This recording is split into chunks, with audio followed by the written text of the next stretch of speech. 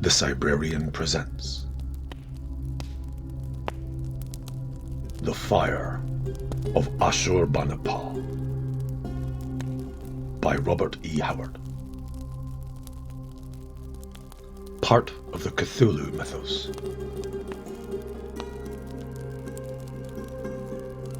Images courtesy of unsplash.com. Audio samples courtesy of YouTube Audio Library. Disclaimer. The following may contain violence, horror themes, and language that may offend.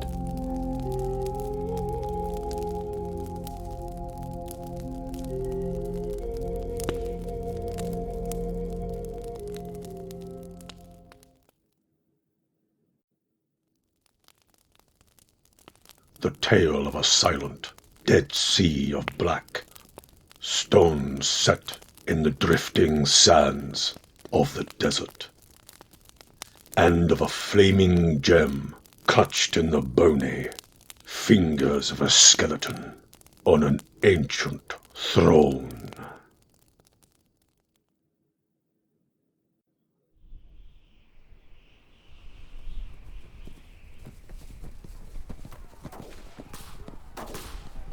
Yara Lee squinted carefully down the blue barrel of his Lee Enfield, called devoutly on Allah, and sent a bullet through the brain of a flying rider. "Allahu Akbar!" the big Afghan shouted in glee, waving his weapon above his head. "God is great! By Allah Sahib, I have sent another one of the dogs to hell." His companion peered cautiously over the rim of the sandpit they had scooped with their hands. He was a lean and wiry American, Steve Clarney by name. "Good work, old horse. 4 left. Look, they're drawing off." The white-robed horsemen were indeed raining away, clustering together just out of accurate rifle range as if in council. There had been 7 when they had first swooped down on the comrades, but the fire from the 2 rifles in the sandpit had been deadly. "Look, Sahib, they abandoned the fray." Yara Lee stood up boldly and shouted taunts at the departing riders, one of whom whirled and sent a bullet that kicked up sand 30 feet from the pit. "They shoot like the sons of dogs," said Yara Lee, in complacent self-esteem. "By Allah, did you see that rogue plunge from his saddle as my lad went home? Up, Sahib! Let us run after them and cut them down." Paying no attention to this outrageous proposal, for he knew it was but one of the gestures Afghan nature continually demands, Steve rose, dusted off his breeches, and gazing after the riders, now white specks far out in the desert, said musingly, "Those fellas ride as if they had some set purpose in mind. Not a bit like men running from a licking." "Aye," agreed Yara Lee promptly, and seeing nothing inconsistent with his present attitude and recent bloodthirsty suggestion. "They ride after more of their kind. They are hawks who give out their prey not quickly. We had best move our position quickly, Steve Sahib.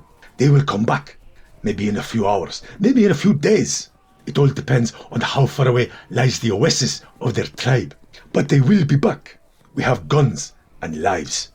They want both. And behold." The Afghan levered out the empty shell and slipped a single cartridge into the breech of his rifle. "My last bullet, Sahib." Steve nodded.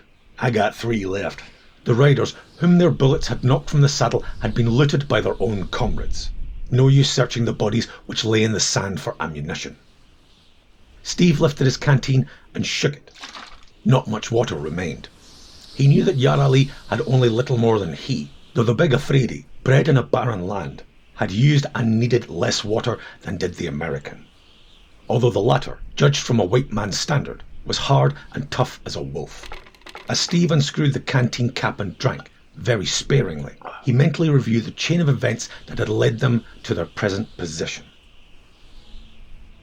Wanderers, soldiers of fortune, thrown together by chance and attracted to each other by mutual admiration. He and Yara Lee had wandered from India up through Turkestan and down through Persia, an oddly assorted but highly capable pair, driven by the restless urge of inherent wanderlust. Their avowed purpose, which they swore to and sometimes believed themselves, was the accumulation of some vague and undiscovered treasure, some pot of gold at the foot of some yet unborn rainbow. Then, in ancient Shiraz, they had heard of the fire of Asshurbanipal from the lips of an ancient Persian trader. who only half believed what he repeated to them. They heard the tale that he in turn had heard from the babbling lips of Delirium in his distant youth. He had been a member of a caravan 50 years before, which, wandering far on the southern shore of the Persian Gulf trading for pearls, had followed the tale of a rare pearl far into the desert. The pearl, rumoured found by a diver and stolen by a sheikh of the interior, they did not find, but they did pick up a Turk who was dying of starvation, thirst, and a bullet wound in the thigh. As he died in delirium, he babbled a wild tale of a silent, dead city of black stone, set in the drifting sands of the desert far to the westward, and of a flaming gem clutched in the bony fingers of a skeleton on an ancient throne. He had not dared bring it away with him, because of an overpowering, brooding horror that haunted the place, and thirst had driven him into the desert again, where Bedouins had pursued and wounded him. Yet he had escaped, riding hard until his horse fell under him.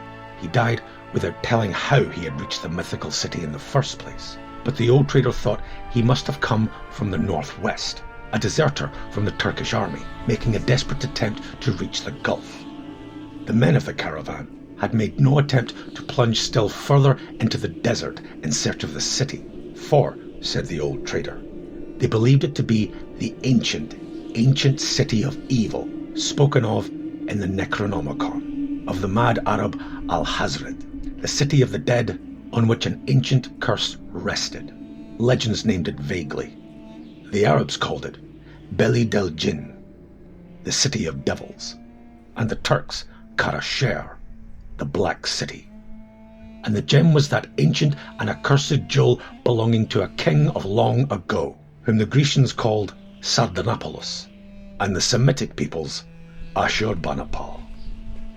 Steve had been fascinated by the tale, admitting to himself that it was doubtless one of the 10,000 cock and bull myths mooted about the East. Still, there was a possibility that he and Yar Ali had stumbled onto a trace of that pot of rainbow gold for which they searched. And Yar Ali had heard hints before of a silent city of the sands. Tales had followed the eastbound caravans over the high Persian uplands and across the sands of Turkestan into the mountain country and beyond. Vague tales, whispers of a black city of the jinn deep in the hazes of a haunted desert.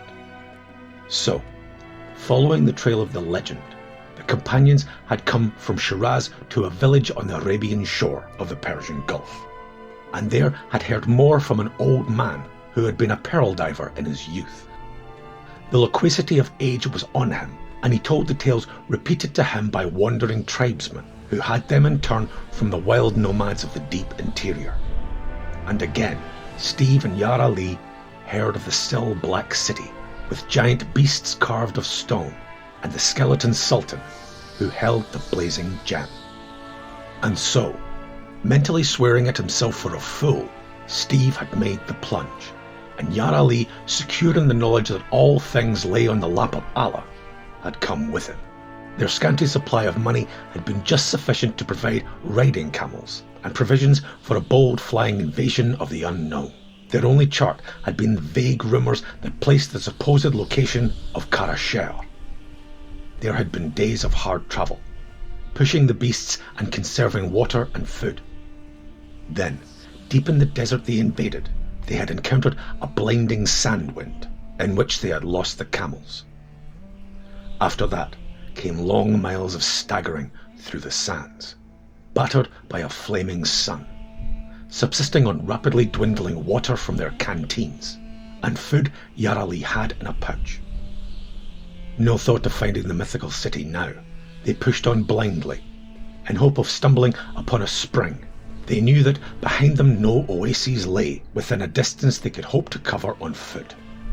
It was a desperate chance, but their only one. The white-clad hawks had swooped down on them, out of the haze of the skyline, and from a shallow and hastily scooped trench the adventurers had exchanged shots with the wild riders, who circled them at top speed. The bullets of the Bedouins had skipped through their makeshift fortifications, knocking dust into their eyes and flicking bits of cloth from their garments. But by good chance, Neither had been hit. Their one bit of luck, reflected Clarny, as he cursed himself for a fool. What a mad venture it had been anyway. To think that two men could so dare the desert and live, much less wrest from its abysmal bosom the secrets of the ages. And that crazy tale of a skeleton hand gripping a flaming jewel in a dead city. Bosh, what utter rot. He must have been crazy himself to credit it. The American decided with the clarity of view that suffering and danger bring. "Well, old horse," said Steve, lifting his rifle, "let's get going. It's a toss-up if we die of thirst, or get sniped off by the Desert Brothers. Anyway, we're doing no good here." "God gives," agreed Yara Lee cheerfully. "The sun sinks westward. Soon the coolness of night will be upon us. Perhaps we shall find water yet, Sahib." "Look, the terrain changes to the south." Clarny shaded his eyes against the dying sun. Beyond a level, barren expanse of several miles' width, the land had indeed become more broken. Aborted hills were in evidence. The American slung his rifle over his arm and sighed. "Heave ahead. We're food for the buzzards anyhow."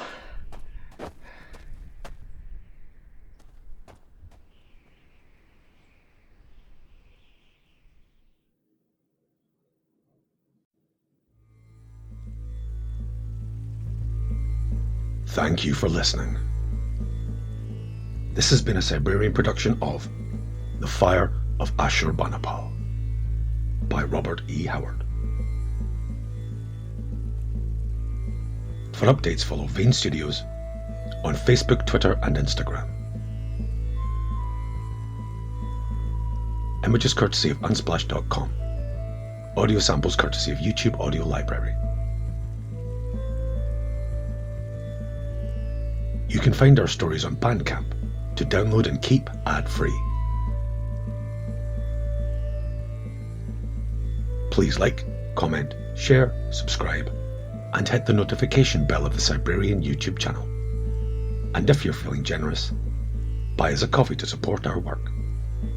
All links in the description.